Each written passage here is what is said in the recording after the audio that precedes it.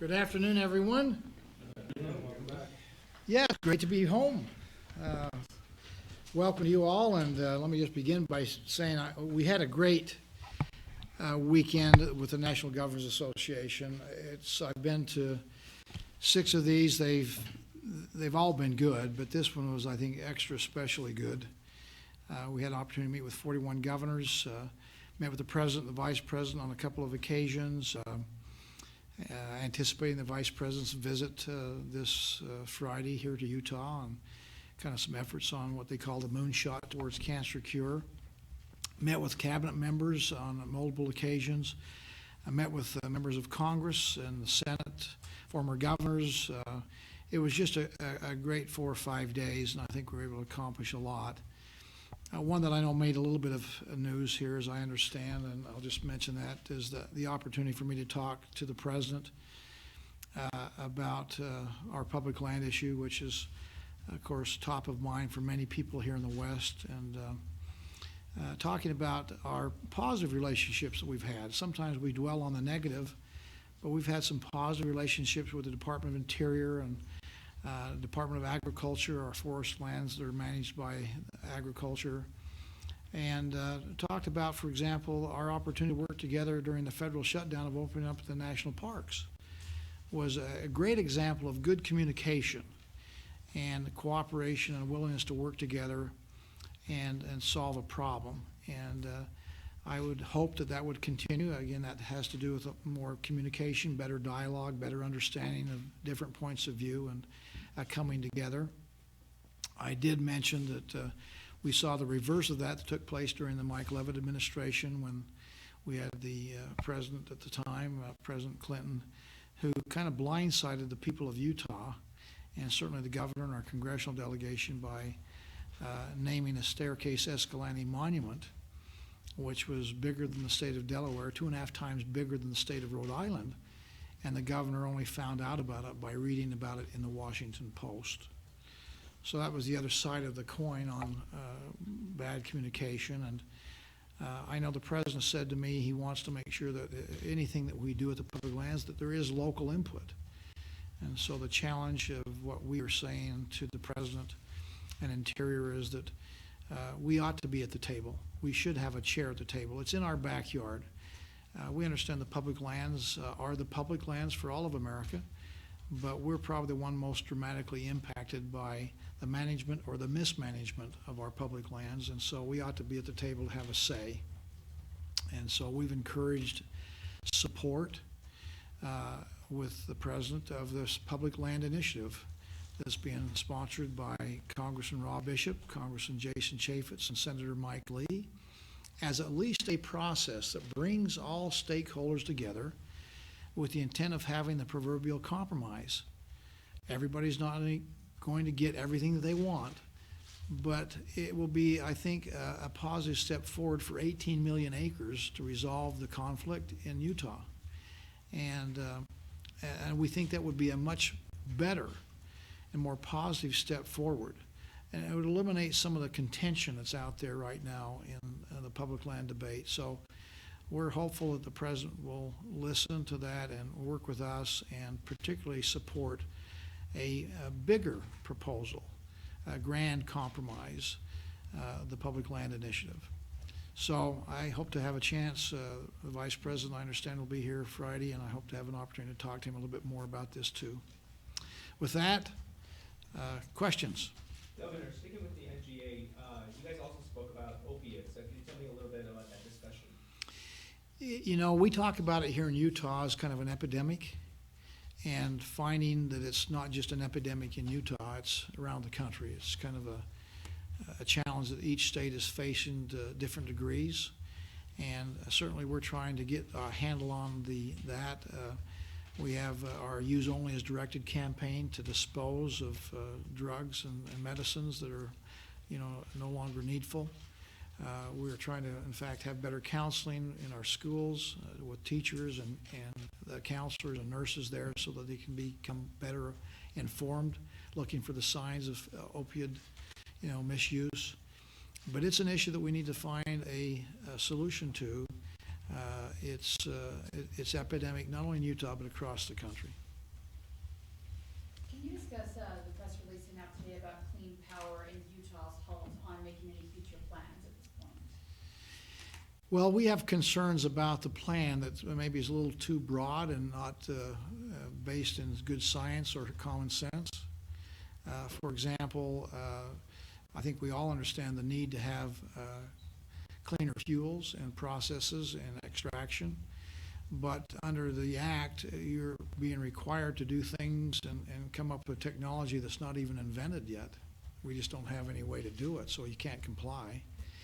I know there seems to be an attempt to try to connect, the air quality issues here in Utah with the fuels we burn. And yet industry has done their share, more than maybe their fair share, in investing millions, hundreds of millions of dollars in best available technology. And we see that what happened here on the Wasatch Front, for example, is 50% of the pollution comes from tailpipes of cars. So it's a different issue. And both are important, but we need to understand that, we, the people, have as much to do with the problem with air quality here along the Wasatch Front as industry does, in fact, more. And that's why I'm pushing so much on Tier 3 fuels and Tier 3 automobiles to see if we can, in fact, address that. So we've had a chance to meet with Gina McCarthy. There's some things we've talked about her. I'm waiting for her to get back and respond to some questions I asked about. And I think we'll have more understanding over the next couple of weeks as we interface with the EPA on this issue. Governor, you had the opportunity to testify in the Senate on the ESSA, and you described that pre-K was a priority for governors throughout the nation, and being the leader of each state's education system and the official responsible for education in each state, the governors should be consulted for substantive input. Could you give us some examples of the kind of input you think you would like to receive and the governors of each state would like to receive about this topic? Well, let me just tell you that the governors have had a significant role to play in giving input that created the ESSA, Every Student Succeeds Act. We said a year ago, in fact, I'm the one that said it, in behalf of the NGA at our State of the States address a year ago, and I said, if we have statutes that we have to get waivers for, and every state is asking for waivers out of the No Child Left Behind and the ESEA, then there's something wrong with the underlying statute, and we ought to fix it. We've been talking about it for 7 years, and yet we just keep kicking the can down the road in Congress, and so we said it's time for action, and let's fix the problem. Everybody agrees that there is a problem and it needs to be fixed. I met with Senator Lamar Alexander, and I expect other governors did too, and said, could you just put a line in there that says just directly that the federal government has no role and no ability to dictate to the states what their state standards should be, whether that be Common Core or any other core. The state should be in control of their standards. Most every state believes that we should have standards, but they also believe they should be the ones that create them and not by dictation from Washington, D.C. So that's in the bill. And along with other things, I don't think the bill is perfect, by the way, but if we are where we're at before the bill and we want to be over here, we're maybe halfway down the road. And you have to pass what you can get the votes for and take the high ground as you can towards what I believe should be absolute control of education by the states. Really the only role that the federal government should have in education probably should be in gathering of money and equalizing opportunity, which is what we do in the state.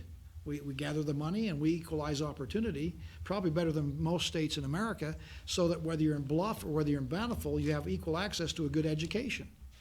So that aspect I can see and understand the federal government. But when it comes to standards, state controlled. Curriculum, state controlled. Access and purchase of resources, state controlled. Testing, state controlled.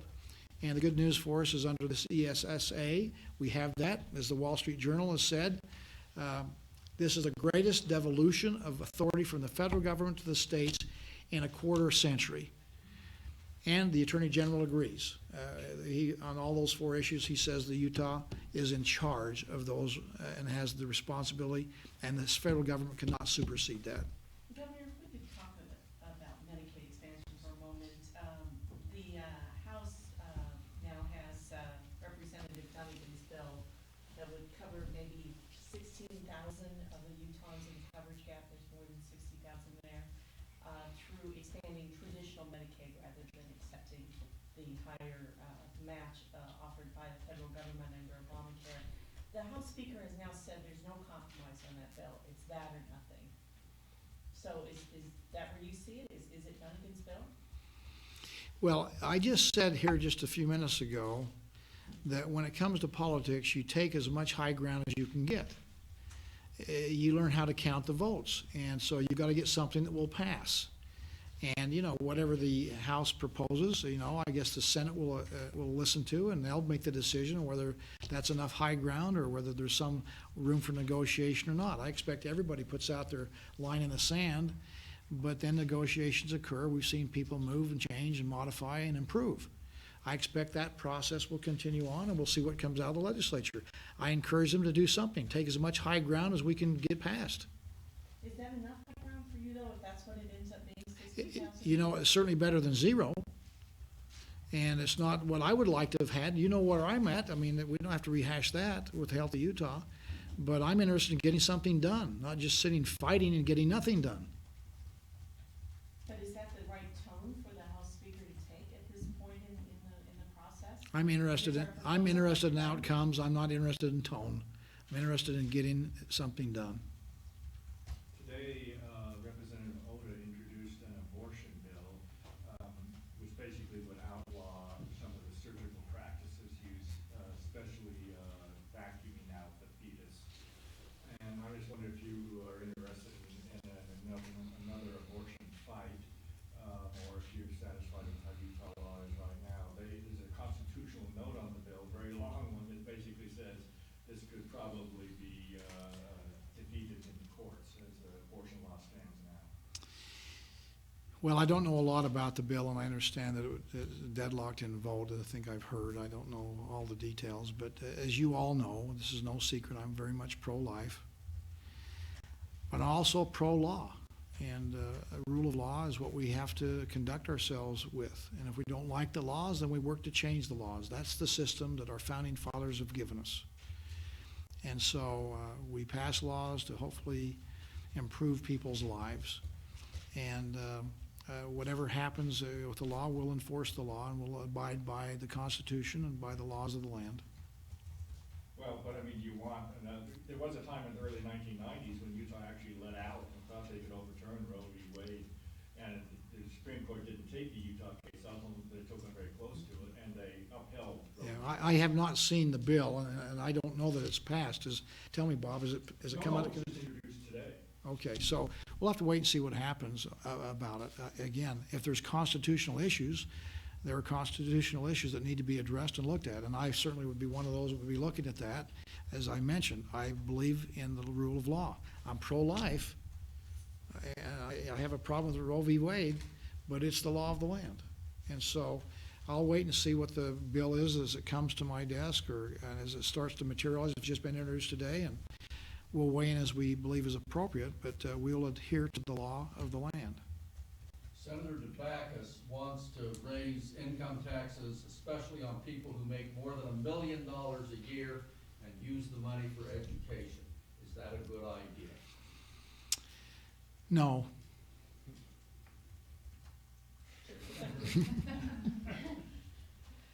Can I take you back to clean power really quickly? You said the clean power and clean air weren't connected, and I know there's some are concerned with your announcement today that the clean air initiative, the standards you have to meet with that will be held up because maybe solar or wind or gas or whatever's going on will be held up, and then we'll keep polluting in the air because there's not clean power options. So do you see the connection there that slowing one down will hurt the other? You know, I believe in market forces and market conditions. And I believe if there was a better way to produce energy, we would be doing it. And we see what's happening in the marketplace. Right now, you know, coal has been king.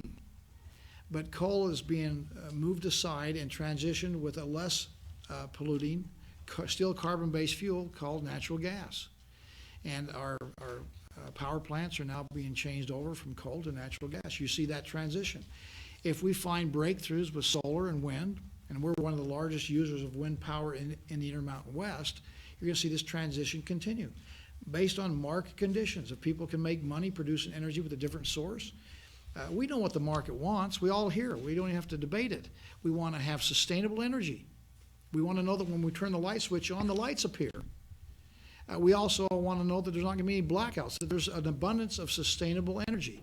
2, we want it affordable. We want it to be able to fit into our household budgets, our business budgets, and not break the bank. And 3rd, we want it cleaner. We have a recognition of clean air and clean water and environmental concerns, and we want to be good stewards of the earth. Sometimes cleaner and affordability are at odds with each other, but those odds will be reconciled by market forces. That's how it's always worked in this country. We're a free market, free enterprise country. It's made us the healthiest, wealthiest country in the history of the world. I believe in that system, and I believe that will in fact give us the results and the outcomes we want as a society with energy. Governor, hate crime legislation is set to go before the Senate tomorrow. As I'm sure you're aware, the church has taken some kind of stand against it. What are your thoughts as it gets into the Senate tomorrow? Well, this was brought up to me before here, and the issue really is one of motivation. Does it matter why I'm motivated to punch you in the nose? Whether it's I don't like your haircut, I don't like your ethnicity, your religion, I'm just in a foul mood that day. Should it change the punishment? That's the debate. We have protected classes, which kind of complicates, I think, the issue for crime. And the concern is it can delve into what are your thoughts at the time, punishing based on what you're thinking. And I think that sometimes gets a little difficult, a little dicey. So I've got reservations about it. I'm happy to take a look at the arguments and listen to what people have to say on hate crimes. We have had some hate crime legislation passed in previous years, but I'm not sure there's a big enough issue that requires us to create a new set of a new silo of protected class. And so, but I'll take a look at the legislation and look at it closer. Your education proposal calls for a lot of money in the WPU as opposed to in special programs decided by you or the legislature. Some legislators say this, the money that makes the least change is WPU money. Is that fair? Well, I'm a local control guy. I come from local government, and the concern that we seem to have, or at least I have, is when we start dictating to the local governments, the local school districts in this case, that somehow we here in the legislature, the governor's office, know better than the people that have been elected by the people in their local regions. I trust the school boards. I trust the superintendent. I trust the principals in these 41 different school districts to understand better than anybody what their needs are. And so with the WPU, they take that money and they have flexibility to spend it where they want, whether that's on increasing teacher salaries, reducing classroom sizes, bringing in more technology, more resource books, more teacher preparation, professional training.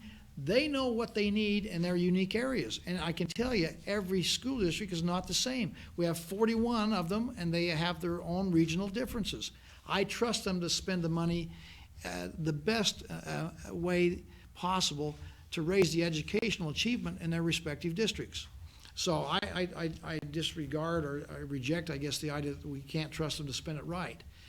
That being said, I know the legislature, just like the federal government, likes to put some strings and parameters and accountability, they call it, on that, and there's probably some appropriateness of that. But I do trust those elected by the people at that local level to make the right decisions. Probably just one more. Okay. As you mentioned, the LDS Church is taking a position against the hate crimes bill. They took an earlier position against the medical marijuana bill. From your standpoint as governor, what's your interaction like with the church? How often do they come to you and say, well, Governor, we have concerns about this piece of legislation or this policy? Well, I don't know that they've ever come to me to say, here's what we want. In fact, just the contrary, I've met with them on a number of occasions over the last 6 years, and they always have reiterated to me, we're not going to tell you what to do or how to do it. That's a decision you make.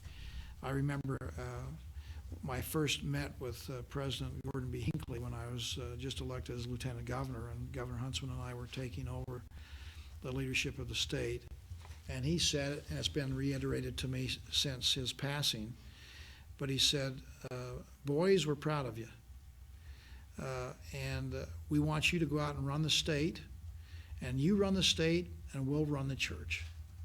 And he is, in essence, saying, you know, we're not going to tell you what to do. Don't you tell us what to do. We have individual responsibilities. The church obviously has concerns and weighs in on rare occasion. They have that right under the Constitution to let their opinion be known, and they do that on occasion. And just like any other church. But I've met a lot with Bishop John Wester. I meet with Pamela Atkinson, who is my special advisor, and one of her responsibilities is outreach to all the religions, particularly the non-LDS religions here in the state, to make sure that they have entree and they have opportunity to meet with the governor and talk about their issues. And they've done that. You know, Healthy Utah was something that many of the churches supported and helped us develop. So poverty, I mean, the issues of lifting people out of poverty, our children's issues.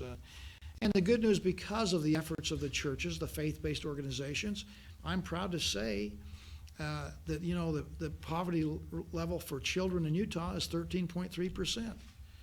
That's too high, but the national average is over 27%. I'm pleased to say, because the work of our churches have been involved in helping us, and not only help us get good policy, but their contributions in the private sector, our poverty rate in Utah is 10%. The poverty rate in the nation on average is 15%. We're a third lower. So the role of the church is a significantly positive one, but we want the opinions and input from everybody, believers and non-believers alike. One more, if John doesn't mind. Representative McKell has a bill. We talked a little bit about the internet sales tax, and you were concerned about the money bleeding out, that people aren't paying their online sales. His bill would start taxing those sales, but it would make it revenue neutral by reducing the overall sales tax rate.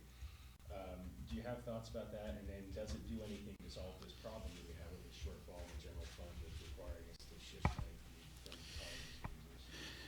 Well, the frustration, I think, for me is this has been a discussion, it goes back to the days of Mike Levitt. This has become now a growing problem. You know, back then it was small, today it's large. We lose by about $180 million a year, is what the best average is, of taxes that are owed but not collected. This is not a new tax. This is not a tax increase. This is not a tax on the internet. This is a use tax which we've had on the books for 50 or 60 years, where people buy remotely. They're supposed to fill out a form when they fill in their income tax and say, here's what I purchased out of state. I owe this much tax, and send it into the tax commission. Unfortunately, as we've said before, there's not many people paying it. And so the federal government recognizes, again, we talk about the disruption in the marketplace. My goodness, there's nothing more disruptive in the marketplace now than online purchases and remote sales.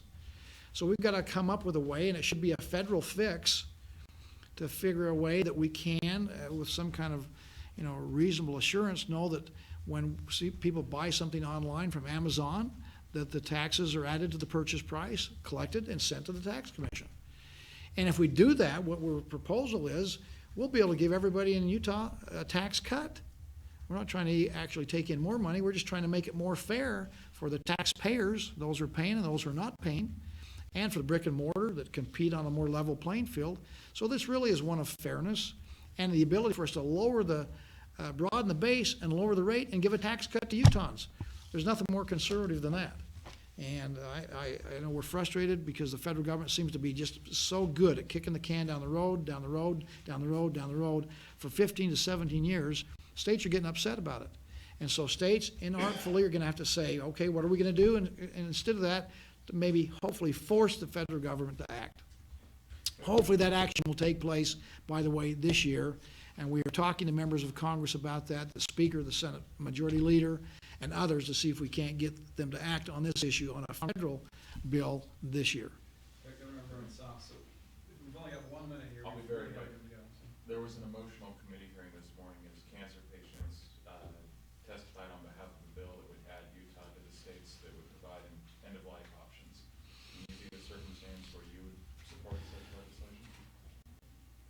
Well, I'd have to look at the details to see for sure. End of life, again, we all have gone through it. I've gone through it with my parents.